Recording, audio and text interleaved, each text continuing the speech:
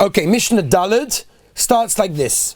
Yosef ben Ye'ezer ish Tzureida, v'Yosi ben Yochanan ish Yerushalayim kiblu mehem.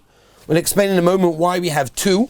Until now, as far as I'm aware, we only have one.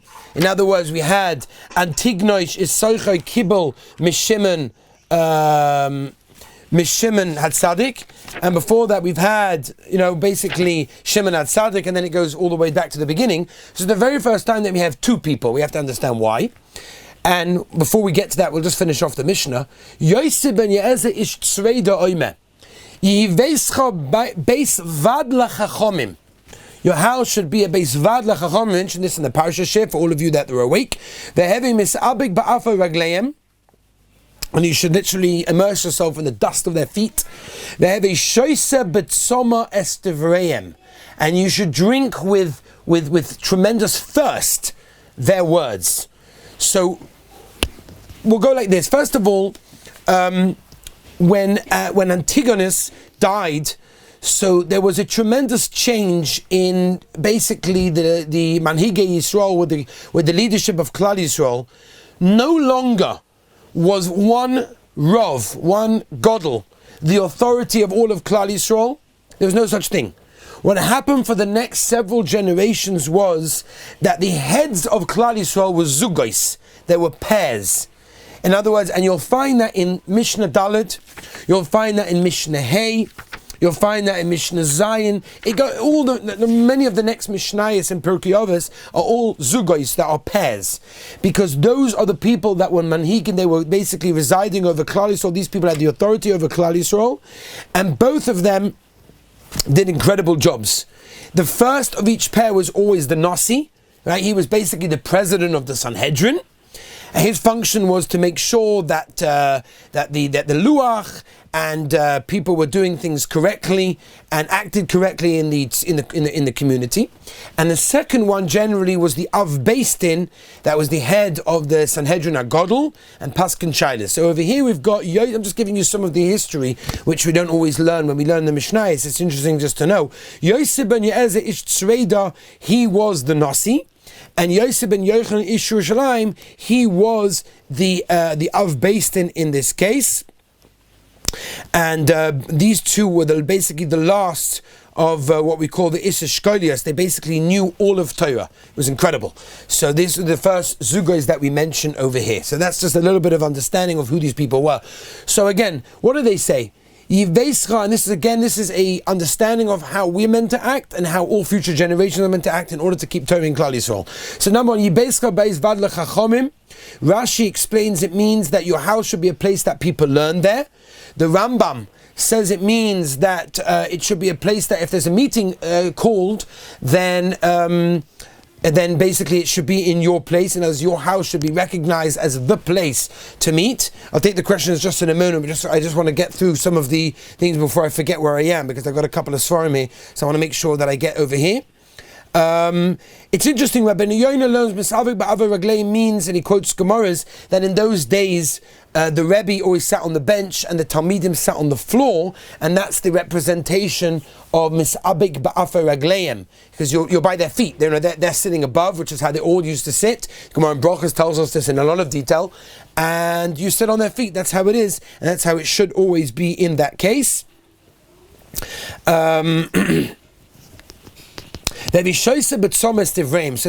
a lot to discuss in that way. Before we get to that, the Gemara, by the way, brings us many examples of cases where Talmidei Chachamim always were make meetings in certain homes, and many halachas that were decided in these homes. For example, there is a Gemara in Shabbos Daf Yud Gimel Amud Beis where the Gemara tells us that Hananiah ben Chizkiah ben Garan, that they decided 18 things. The Gemara goes on for about 6 daf. Those of you that are doing Daf Yomi probably remember that. The Gemara goes on daf after daf to explain all the halachas they explained in his house.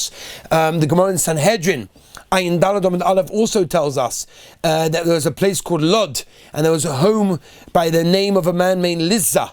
and many of the Rabbonim made many of the halachas that were there. There's a Gemara in Sota, for example, Memches, Gemara in Sanhedrin Yud Aleph, many places where the Gemara tells us that there were meeting places that people used to have. But I want to just concentrate on this, which I think is very, very important, the last few words of the Mishnah.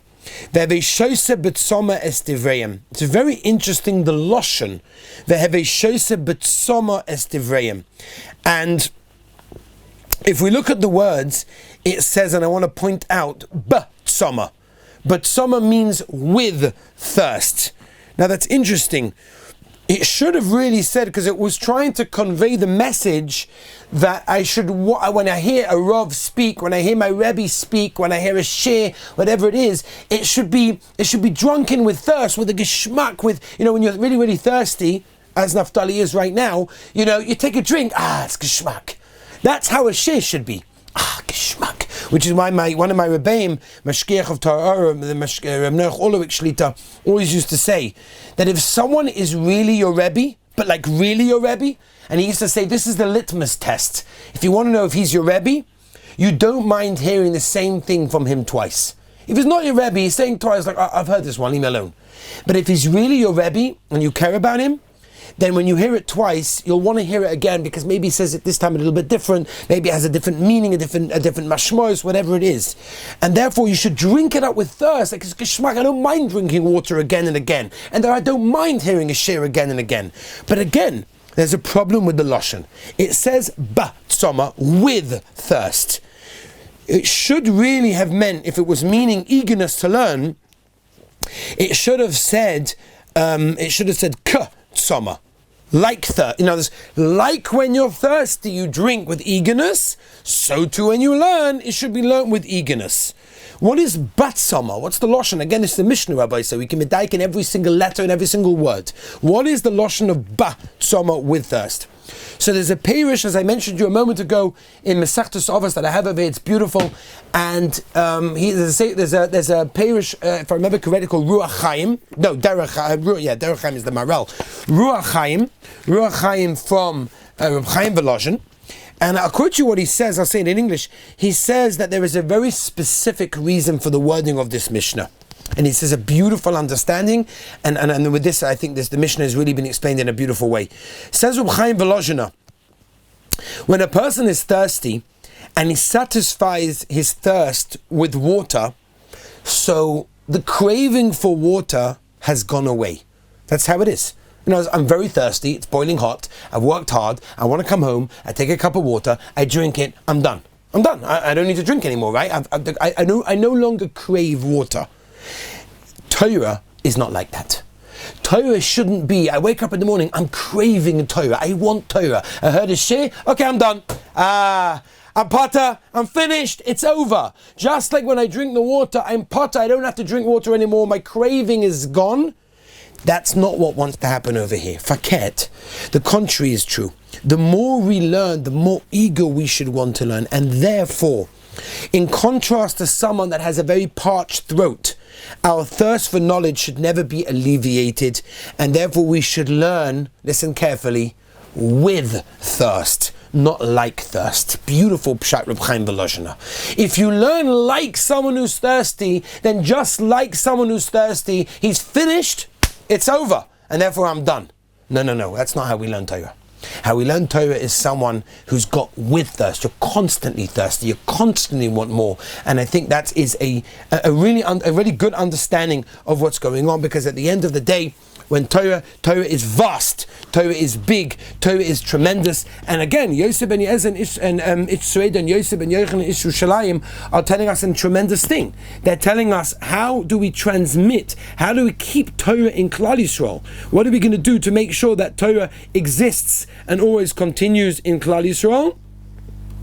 So he explains very simple. This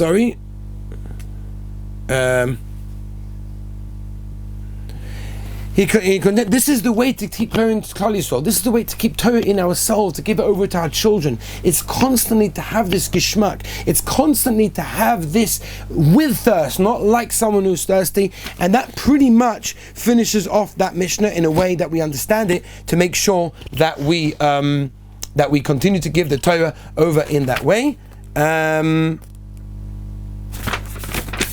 That is the way that I wanted to explain over there. Just another thing as well, just agav, something else which I didn't mention as well. There's a Mordechai Ben Ish Chai. The Ben Ish Chai, Rabbi Yosef Chaim in Baghdad, explains, he has a sefer on Pirkei Avos as well called Chazdei Avos. I was telling you the Perushim. There's another one I didn't mention, Chazdei Avos. He says that the first letter of Torah is a base. The middle letter is, as I'm sure you know, a Vav. And the last letter is, of course, we know, a Lamed.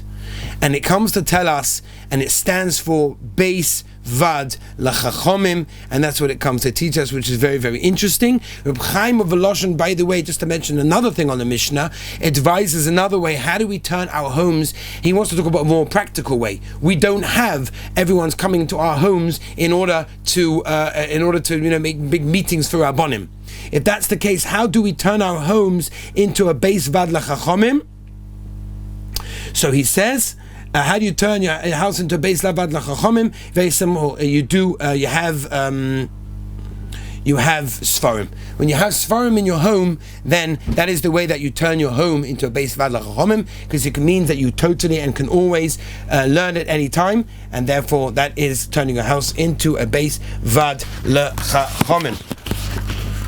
1 second.